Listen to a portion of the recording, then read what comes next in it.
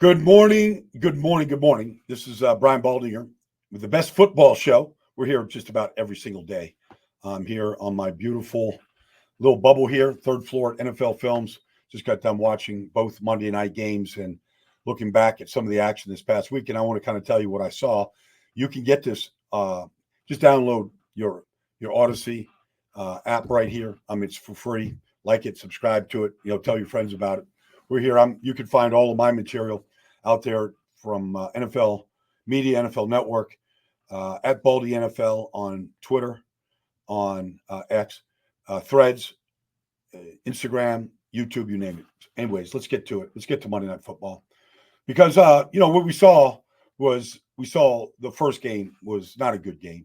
But what we did see was Will Levis, got injured, all right, just trying to, on a third down throw early in the game. I don't know what happened exactly.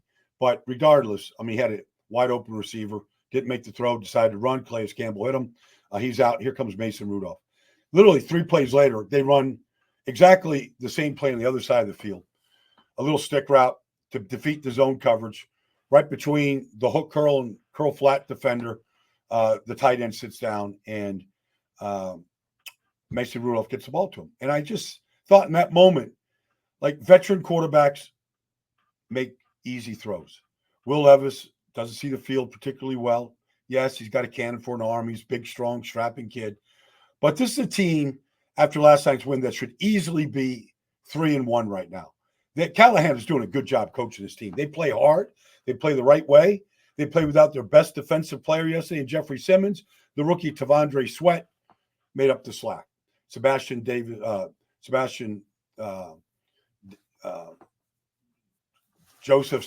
Joseph Day, like he played great. No, they play hard. They play the right way. Tony Pollard, he's a good back. They run the ball really well. They got a young offensive line. Callahan's doing a good job. His dad's put it together. But really, you have to make this decision. Do you try to develop Will Levis right now or stay with Mason Rudolph, who helped you win a game last night? Because while Will Levis might develop into a big-time quarterback, remains to be seen. He's not making good decisions with the ball, and he's made some critical errors against the Jets and against the Bears that cost him the game. Helped cost him the game. I'm not saying it was all on him. So anyways, Mason Rudolph looked good last night. Got the ball to his receivers and made some big plays, and they ran the ball when they got a lead, and, here we are. Miami, it's just a weird trade, honestly, for Tyler Huntley in this offense. I know they've had injuries. Skylar gets hurt and Tua's out. But it's just a weird – I think he can't get the ball to the wide receivers right now. They've just gone 2 games. They can't score touchdowns. It's just frustrating to watch. And, and everything just sort of falls apart now. If you can't get the ball to Tyreek Hill and you can't get the ball to Jalen Waddle, it falls apart. The offensive line looks, underwhelmed the way that they play. But it's just like Tyler Huntley is a good backup quarterback. He's good in a system where he's a good runner. He's not a bad decision maker. But he's not a guy that's gonna they're taking this side of the field away. I'll look at Tyreek Hill on the go route, read the safety. He hasn't played enough to really make those kind of decisions. And so the offense looks stagnant, and it has been since Tua went out. They weren't great with Tua in there, but it really looks bad right now. Makes Mike McDaniel look bad, and I think he's a good offensive mind. But it's just hard to watch. And congratulations, Tennessee. They earned that game last night. They've got a lot of good things going on. Second game was a shootout. And, there's a couple huge plays. But, honestly, Detroit was at their best. Everything. Jared Goff, 18 for 18. They put up 42 points. Laporta's involved. Jameson Williams goes house, 70 yards and a crosser. He's as good a big play receiver as there is in football right now, including Tyreek Hill. You name it. Like this guy, Rashid Shaheed, just name the guys that can take it to the house on any given play. Jameson Williams is that guy. They got to get the ball to him. And then Amon-Ra St. Brown is just as dependable as they come. And then when you start feeding David Montgomery and Jahmyr Gibbs, they just figured out how to split the carries up. They both have tremendous strengths. And behind an offense line, but without their all-pro center, Frank Ragnow, They just shuffle the left guard over, put in the backup left guard. They don't skip a beat. The matchup in the game, though, that was really fun to watch and study today, honestly, was DK Metcalf against Carlton Davis. That's a great matchup. Carlton Davis is a great corner. He was for Tampa, won a Super Bowl with Carlton Davis at corner. Like, he's a legitimate corner. You put him and Terrion Arnold on the outside in Detroit right now, they can play man coverage. Now, they mix it up. They don't play just man. But, it's the biggest play in the game is, DK Metcalf catches the pass on the second series, and he's running. He's trying to get extra yards, and here comes Jack Campbell coming and punching the ball out. And there goes Carlton Davis, scooping it, trying to score, gets tackled by Kenneth Walker. A couple plays later, Detroit scores, are up 14-0, and Seattle was chasing all game long. And look, Seattle competes like crazy. I mean, Geno keeps you in a game now. That's a one-score game, 28-20, 35-27. It's a one-score game into the fourth quarter. They needed a stop. They couldn't make a stop. But very competitive game. Two good teams. Seattle's a good team. They get the Giants up there at home on a short week. They should be able to rebound. But I'm not going to predict that game or anything like it. But they're two good teams. Geno Smith, I don't know, he threw for almost 400 yards last night in catch-up mode. They all get the ball. Jackson Smith and Jigba, Tyler Lockett, DK got his share. Kenneth Walker is an incredible back with Zach Charbonnet. They got balance in their offense. The offense coordinator is legit. So I think both teams look like playoff teams to me. We'll see what happens. A lot of football to be played, but Mike McDonald's doing a good job. Let's go to Atlanta this past weekend, because that was a great game between the Saints and the Falcons. And, the Falcons, look, they've won 2 games now, against the Eagles, score a touchdown, go the distance, 70 yards, score a game-winning touchdown. And last week, Younghoe Koo kicks a 58-yarder to win the game. And they make one play when they get the ball back with a minute to go. But in large part, they were able to win the game because of the play of their middle linebacker, Troy Anderson. Now, you got to understand, Troy Anderson, number 44, he had 16 tackles. He had 3 tackle for losses. He intercepted a pass for a touchdown. He single-handedly won the game for him. And if you look at what Raheem did, from a defensive standpoint and a scheme standpoint, they basically played him as a kind of a single linebacker. I know Ellis is the other off-the-ball inside linebacker, but they basically put, 6 up the line of scrimmage, and they just let Troy Anderson just run and chase. Covered him up, let him go run and chase and make one play after another. And it's interesting because Troy came out of Montana State. And, man, when he was there, he was a quarterback. He was a running back. He played some linebacker. He went back and forth between his positions. Basically, but, for a year and a half, he was a quarterback. And you watch him the other day. He's 6'3" and change. He's 245 pounds. He runs in the 4.4s, and he smashes everything that he hits. He made one play after another against Kamara where, they're trying to score. They're first and goal at the 5. He makes 2 tackle for losses. And the Saints, missed the throw on 4th down. They stopped him down there inside the 5. Anderson makes those plays. Here's Matt Judon coming and rushing, Derek Carr. The ball gets tipped up on a little screen pass, and here's Troy Anderson coming down with it and going house call with it. What a game for Troy Anderson, honestly. 16 or 17 tackles, solo shots, single-handedly stopping Camaro, and just, they Taysom Hill, you name it. He was impressive. I want to give props to him because Atlanta found a way to win a game against a Saints team that played great. They had control of the game for most of it. They couldn't make a score when they had to make a score. And credit Troy Anderson and the Falcons defense for preventing them to do it. Let's get to the Raiders game.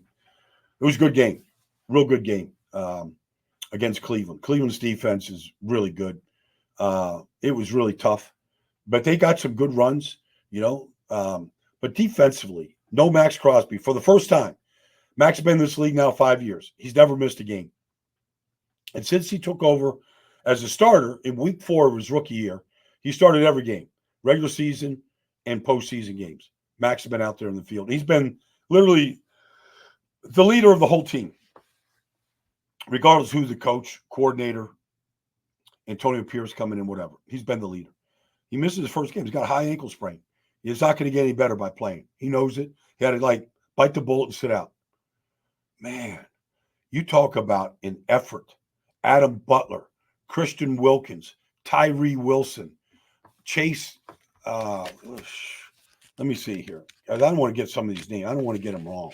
Like there's so many guys that you had to pay attention to in that game right there. You know, like Nesta Jade Silvera, right? He showed up. Charles Snowden had the final sack of the game. 6'7" outside linebacker, you know, that can run, gets a sack on Deshaun Watson to finish the game out on 4th down. Like just a complete effort. Janarius Robinson, every time he gets a chance, he shows up. John Jenkins inside. But it was just a really, really, you know, there's no Malcolm Kuntz. You know, Tyree Wilson shows up, plays with effort. Adam Butler played possessed. And I actually did a breakdown on the Raiders' defensive front minus Max Crosby. And within seconds, Max retweeted it, hit me up on it. Like he appreciated. Like that's you know, they were like a band of brothers. That's how you got to play the game. Look, the Raiders aren't a great team. They play without Devontae Adams, okay? And they play without Max Crosby. Probably their two best players. They found a way to win a game. They're 2-2. They're like the rest of the league right now. They're in it. You know, they didn't lose a game. And look, Cleveland, you know, they have a touchdown call back to Amari Cooper that's going to open up the game and win it 70 yards. You know, Deshaun hits them and it comes back because of a penalty. That's just, you know, they're just beating themselves. It's a shame. And then, you know, I talked a little bit about Mason Rudolph, but, you know, you watch this Colts game and the Colts lose Anthony Richardson, I don't know, in the first quarter. Joe Flacco comes in. And there's an old saying about experience, and it says, the problem with experience is that by the time you get enough of it, you're too old to enjoy it. Well, Joe Flacco still has a great arm. He still makes good decisions. He's got an excellent offensive line in front of him, including a rookie offensive center in Tanner Bortolini making his first start. And you just marvel at Joe Flacco. The arm, like we saw Peyton Manning's arm go. We saw, you know, Brett Favre's arm go. Joe Flacco came into this league with Matt Ryan in 2008. His arm is just as good today as it was in 2008. I don't know how many years that is. 16 years, 17 years. I mean, Joe can still throw a football. He makes it look easy. I don't know if he worked up a sweat. Like he gets the ball, you know, to Josh Downs. He gets the ball to Pittman. He makes good decisions. He's throwing no-look passes in the middle of the field. You know, Jonathan Taylor got busy. They ran the ball really, really well. Like that was just – I'm just going back. I'm just thinking about Pittsburgh coming in undefeated with that defense. Joe Flacco, you know, Joe talked about it after the game.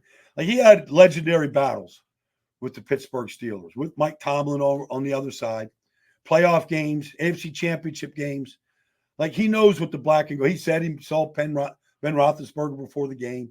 Like he knows what the Steelers are. He knows that defense. He knows, like, yeah, I mean, you know, Hall of Fame defense coordinators are gone, but they still run a 3-4 defense. And they're still the black and gold. And their fans still travel and take over stadiums.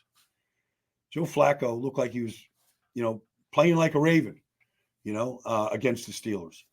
He played great. And so the decision is, honestly, like you have to give Anthony Richardson a chance.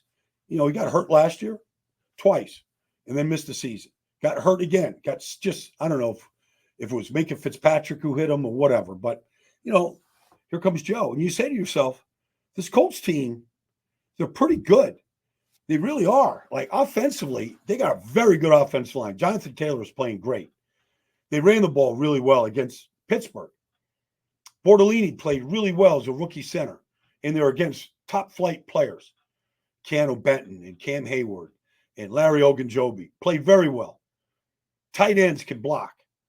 They got a lot of things going for it. The quarterback, you know, the coach is a heck of a coach. He, you know, Joe was there in Philadelphia when he was there. And you just say to yourself, Joe took Cleveland to the playoffs last year. You know, he came off the couch. He lives, I'm in Mount Laurel, New Jersey. He lives 15 minutes from me here in Audubon, New Jersey. He was on his couch.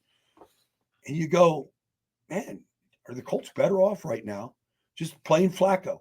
Like, he could take a hit. He can move still. His arm is elite. He makes good decisions against a great defense. Like, can the Colts go and win the AFC South with Joe Flacco? I mean, he makes it like he's not throwing the ball into coverage. He's not sailing the ball. And look, Anthony Richardson's a ton of talent. 4th pick of the draft. They might be better off with Joe Flacco. All right, that's it for today. That's been the Best Football Show. Thanks for joining me. Those are some of my observations, some of my musings. Thanks for joining me. I'm going to come back here tomorrow. There's going to be a lot more to look at. I'm going to see, just study a few more games here, go over them, and kind of look ahead. Start looking ahead to Thursday night. Start looking ahead to the Jets in Minnesota and London and some of the issues that they have. Aaron Rodgers just missing on throws last week. We'll get to that and the timing that has to get fixed now if that team is going to have any chance of competing for a postseason. Thanks for joining me, everybody. This has been the Best Football Show. I'm Brian Baldinger, and I'll talk to you tomorrow.